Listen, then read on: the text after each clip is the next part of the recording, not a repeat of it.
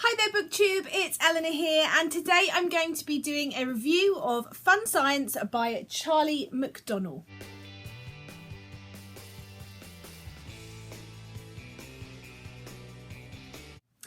So, full disclosure, I was sent this by the publishers for an honest review, and that is what I'm going to give you.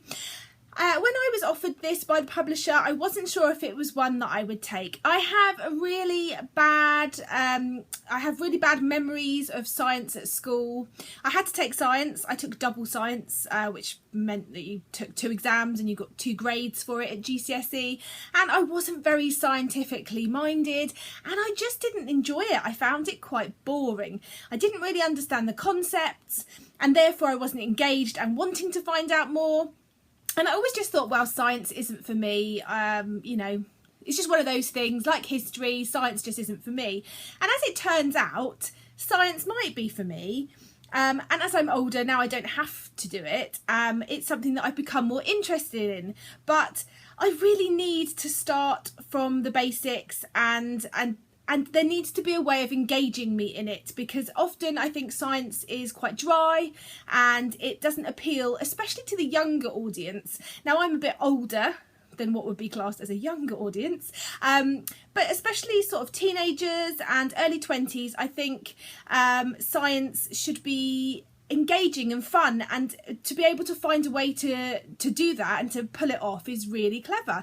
And so firstly, I was offered this and I was like, science. Secondly, I was told it was written by a YouTuber, and a YouTuber that I'd never heard of. Now, I watch a lot of BookTube and I know lots and lots of people on BookTube. You know, I can name loads of BookTubers because I watch nearly everyone I can find, but I don't know much about YouTubers. I know a few YouTubers. There's a few that are very popular and have, you know, books out now and various things that I know of, but I don't really watch those types of channels. And so first thing I did was look up Charlie, and he has a channel which is Charlie is So Cool Like. And it turns out that he's quite funny and he's really intelligent and he's really interesting, and I quite enjoyed watching his videos. So I thought, okay, well, maybe if he can pull this off in book form, it might be something for me. So I said, yes, please, I'll have a copy of the book and see how I get on. So this is the book. This is what it looks like. And this is what it looks like inside. It's very colourful. There's, you know, text, but there's also pictures, and it's very sort of comical in some of the pictures that you get. And this is the whole book all the way through like this. And so I was like, right, so I'll start it and see how we get on. And I have to say, I was really pleasantly surprised. This book takes you from the creation of the universe through the solar system. We discover about the planets, we discover about Earth, we learn about stars, we learn about the human body, we learn about genetics, we learn about cloning, and far beyond that. And it's done in a very engaging way. He has a very conversational way. It's almost like you're having a chat with Charlie and he's just explaining things to you in his own words.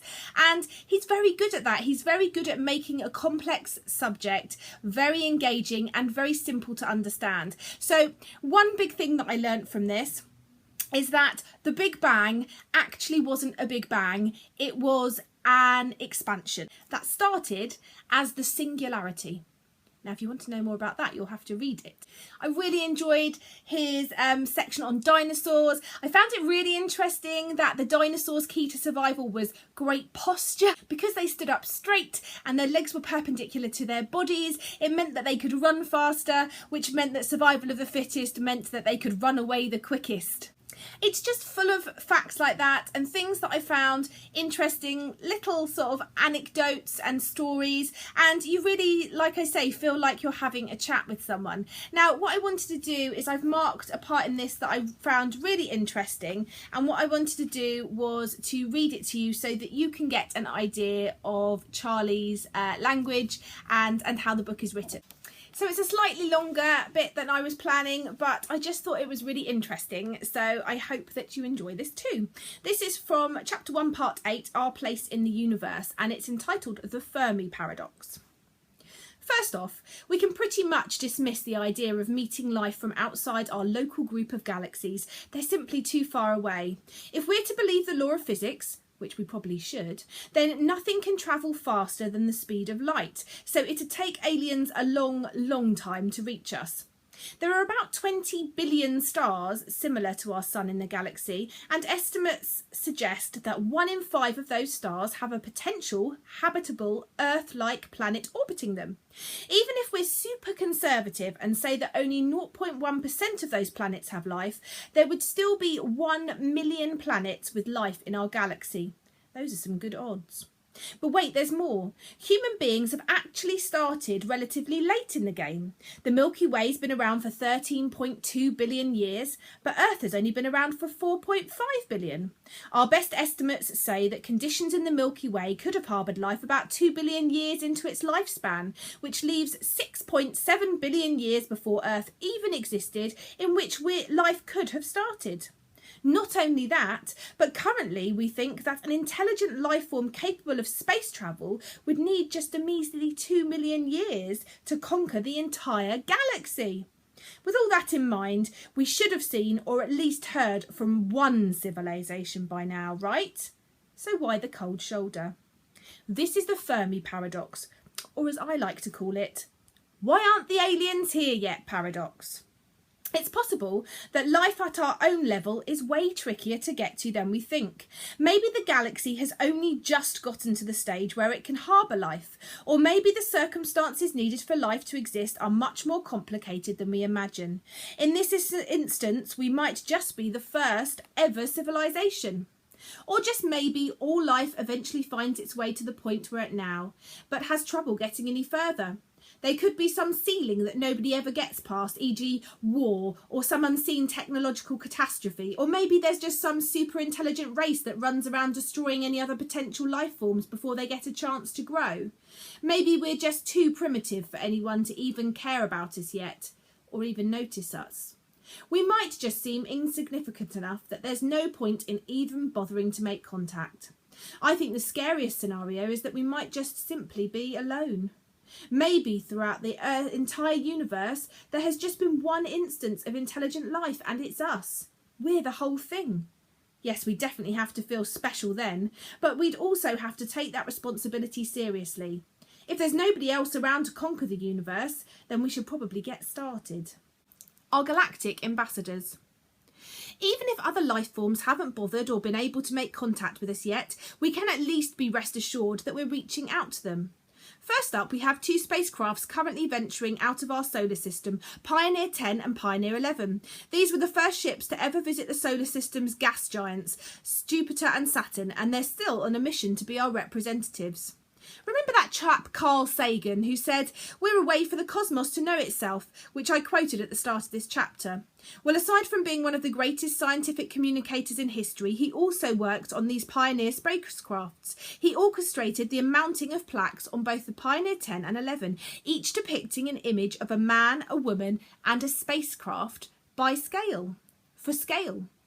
They also show our location in the solar system, as well as the Milky Way, and an illustration of hydrogen atoms. Should any other life forms discover these ships, they'll know who we are, where we live, and what we know. Following in the footsteps of Pioneer 10 and 11 of Voyager 1 and Voyager 2, these 2 ships also study our solar system before venturing out into the universe, although unlike the Pioneers, they still have enough power to keep transmitting radio signals until 2025. Voyager 2 also currently holds the record as far as the farthest man-made object from Earth. It's currently more than twice as far away as Pluto. So, just like Pioneer ships, Sagan and his team decided to add another bit of flair to these Voyager ships, just in case they bumped into anyone. However, instead of a plaque, these spacecraft have gotten golden records attached to them, complete with instructions on how to play them.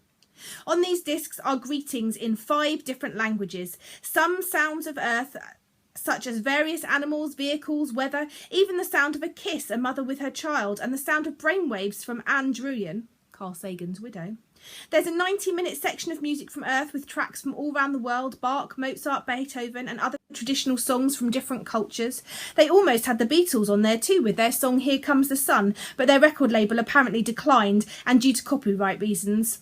as if aliens making money from their work was a real concern to them.